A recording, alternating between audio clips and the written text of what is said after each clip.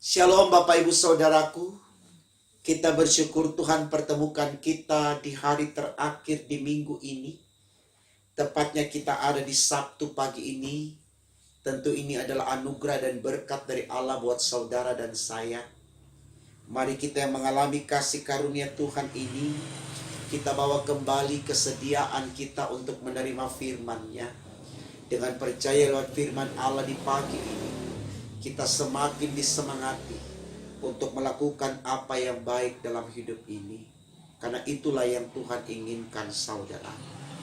Mari kita berdoa sebelum kita membaca dan merenungkan firman Tuhan. Kita berdoa. Tuhan Yesus yang baik, kami terus datang menyatakan syukur kami kepadamu. Oleh karena Engkau selalu ada untuk kami. Berkenan kami yang Kau berkati ini Tuhan.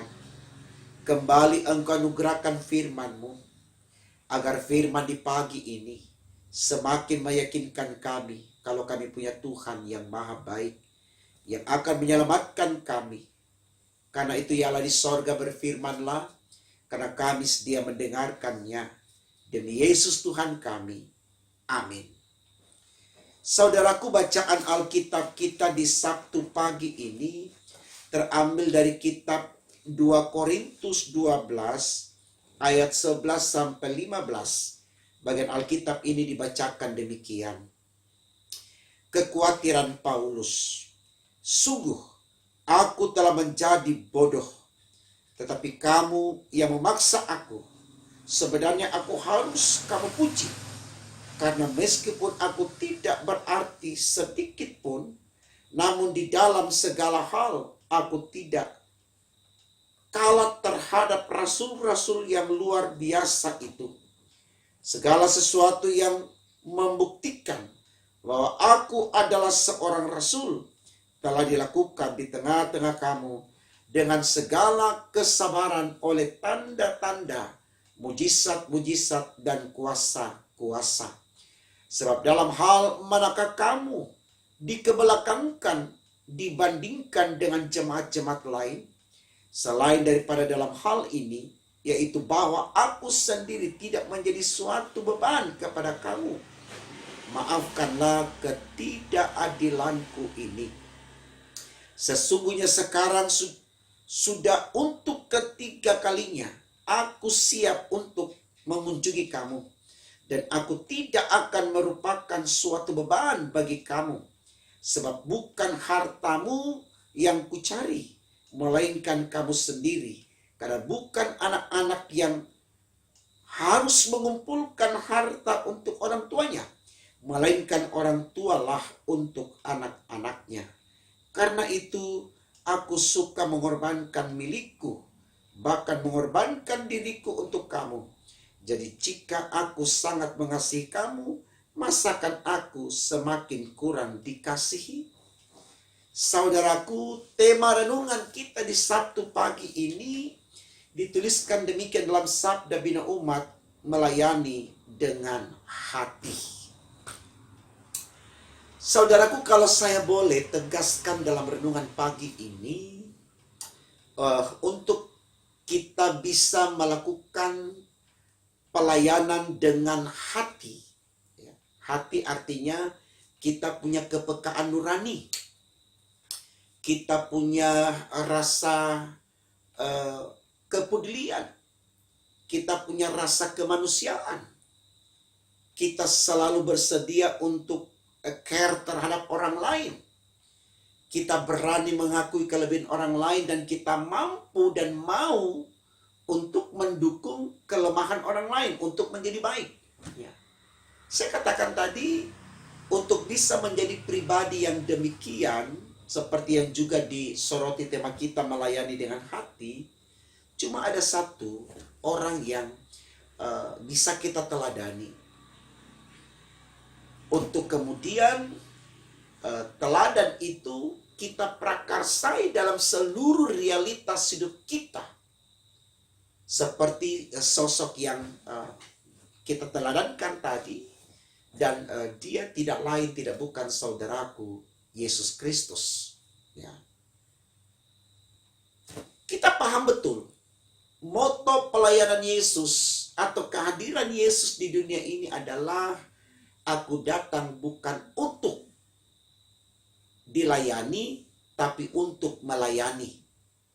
Kita tahu bersama saudaraku bahwa memang Yesus itu datang bukan untuk dilayani, tapi untuk melayani. Dan teladan ini yang dia berikan kepada kita. Kalau kita bertanya kenapa demikian, tujuannya adalah supaya betul-betul di totalitas hidup kita, kita hanya ada untuk melayani saudaraku. Karena dengan melayani, tentu disitulah kita tunjukkan kasih kita. Tidak mungkin orang yang melayani saudaraku karena dia membenci, tidak.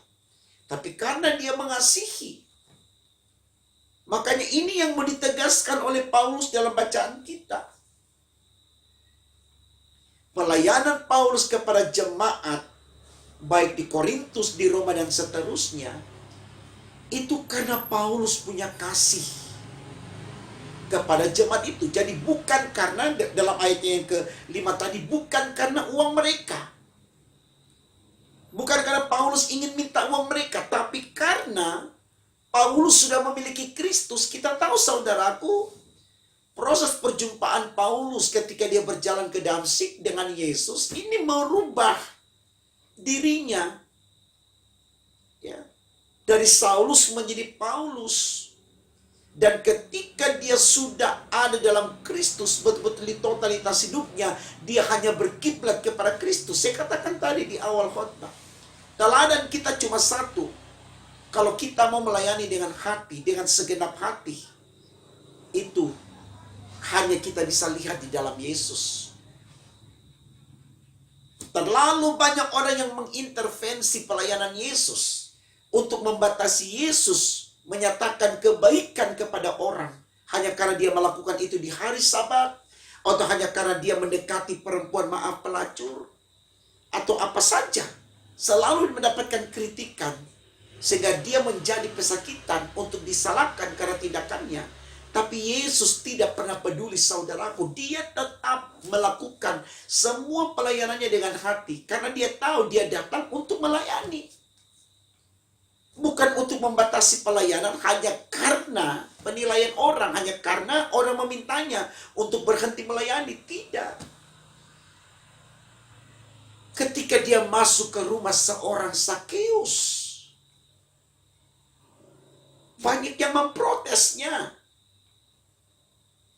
Tapi bagi Yesus inilah yang harus dia teladankan kepada orang, bahwa untuk melayani sesama bukan karena dia punya uang, bukan karena dia benar, tapi karena kita ingin mengembalikan nilai kemanusiaan, nilai spiritual yang ada pada orang itu, supaya orang ini lewat pelayanan kita kembali memiliki kepekaan nurani dan juga kepekaan iman. Kita lihat apa yang terjadi kepada Sakeus ketika Yesus melayani dia di rumahnya. Dia berubah dari orang yang serakah, orang yang jahat, yang selalu hanya mengambil keuntungan dari orang lain. Di sini saudaraku, dia mengembalikan semua itu, bahkan berlipat kali ganda. Artinya Sakeus siap untuk merugi hanya untuk mengembalikan apa yang diambil dari orang, karena dia sudah memiliki hati seperti yang diajarkan Yesus kepadanya. Dengan kata lain, Sakeus sudah punya iman. Dia hidup takut akan Tuhan. Tapi orang-orang yang hanya bisa menilai, mengukur Yesus dalam ukurannya, justru kebaikan Yesus dijadikan ajang kesempatan untuk menekan Yesus, untuk membawa Yesus ke pengadilan dan dijadikan terdakwa. Jangan peduli dengan tindakan-tindakan yang demikian, saudaraku. Ini juga yang diteladankan Paulus. Betul-betul dia berkiblat kepada Kristus. Orang mau penjarakan dia, bodoh amat. Dia tidak melihat penjara sebagai kurungan yang akan mematikan daya yang ada padanya untuk berhenti melayani, tidak. Justru dalam penjara, dengan hikmat Tuhan, dengan mengandalkan Tuhan, dia memberitakan firman yang luar biasa. Dan sampai hari ini kita masih menerima pelayanan Paulus yang dia lakukan dari dalam penjara ketika dia ada di Filipi. Ini saudaraku yang mau kita lakukan. Berapa banyak lagi kejahatan yang harus kita lakukan karena kita tidak punya nurani, karena kita tidak punya iman. Bukankah pandemi ini sudah membuka mata hati kita, mata iman kita, bahwa kita butuh Tuhan, supaya dengan Tuhan kita bisa saling menopang satu dengan yang lain, supaya dengan Tuhan kita bisa mengalami berkat-berkat Allah di masa-masa yang sulit ini. Mari saudaraku, kita melayani dengan hati. Itu kata tema khotbah kita. Bukan dengan kekuatan intelektual kita, bukan dengan kehormatan kita, bukan dengan status sosial kita, bukan dengan harta benda kita. Bukan. Tapi dengan hati, dengan jiwa yang memuliakan Allah. Karena dari sinilah kita tahu bagaimana kita melayani dengan baik. Bahwa pelayanan bukan untuk mencari keuntungan secara finansial. Pelayanan bukan untuk mencari kedudukan secara status sosial. Tapi pelayanan sebagai bentuk kesediaan kita memanusiakan manusia dan mengalahkan Allah. Supaya saudaraku, kita manusia yang dimanusiakan. Semua hidup dengan hati. Dan dengan hati inilah kita menyembah Allah dan kita permuliakan Dia, kita agungkan Dia. Maka dengan demikian kita akan selalu mendapatkan berkat Tuhan sekarang dan selama-lamanya. Jangan berhenti melayani hanya karena saudara ditekan, saudara dilarang. Lakukan terus dengan hati, maka Tuhan yang mengetahuinya akan memberkati saudara. Karena Tuhan selalu berpihak kepada orang-orang yang melakukan pelayanan dengan hati. Karena itu juga yang dilakukan oleh Yesus. Di dalam Dia menyatakan kehadirannya sebagai juru selamat atas manusia dan dunia ini. Selamat membuktikan, terus berkarya dengan hati, karena Tuhan menyertai dan memberkati kita. Amin. Mari kita berdoa saudara. Terima kasih Tuhan, Engkau sudah berkati kami di Sabtu pagi ini. Kami bersyukur karena lewat firman-Mu di pagi ini, kami diarahkan untuk melakukan semuanya dengan hati. Karena hati yang kami bangun dengan iman memampukan kami untuk memiliki kepekaan nurani, juga kepekaan iman. Dengan hati yang kami bangun dengan iman memampukan kami untuk menyayangi siapapun. Kami dijauhkan dari kebencian, kami dijauhkan dari dendam, kami dijauhkan dari amarah, kami dijauhkan dari keinginan untuk berselisih, kami dijauhkan dari rancangan yang jahat.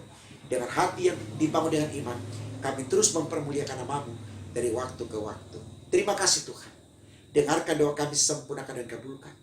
Karena kami berdoa hanya dalam nama Tuhan Yesus Allah kami yang hidup. Immanuel, haleluya. Amin.